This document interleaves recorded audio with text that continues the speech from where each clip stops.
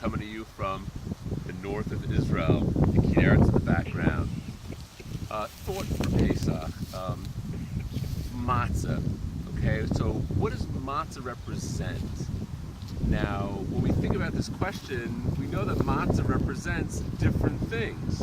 So we say that it represents the poor bread that they ate as slaves. Then we all of a sudden say that it represents when they left Egypt, they baked it quickly. It represents the freedom. And in fact, we also say that matzah represents the Korban Pessach. It represents something else. So, what does the matzah represent? It represents all these different things. Are they related at all?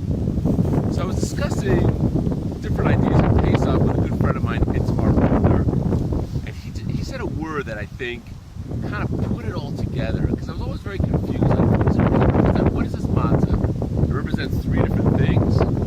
So he says that these three things, from one to the next, it's a transformation. It's the same thing, but it transforms from one idea to the next. It starts off, the matzah starts off as bread, then the same thing transforms into the free bread, and then it transforms into the Korban Pessach. And I think, that's what the Jewish people are all about. Because Pesach is the time that we start being a Jewish nation. We start ourselves as a nation. We have humble beginnings. We transform into a free people. We transform into Seder night.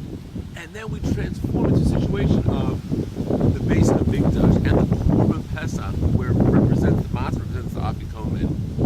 And I think that's, in a sense, the goal of the Seder. The goal of the Seder is to start off wherever we are and use the ideas and use the good and use this tremendously powerful experience of the Seder to transform, to become different, to think about what it means to be a Jew and the great gift it is to be part of this amazing nation. And we take our humble beginnings, we in a sense leave Egypt, and then we look to the future, Bezrat Hashem, we say, L'shana haba Yerushalayim. Take care, have a great Yom Tov, and Bezrat Hashem will be in touch.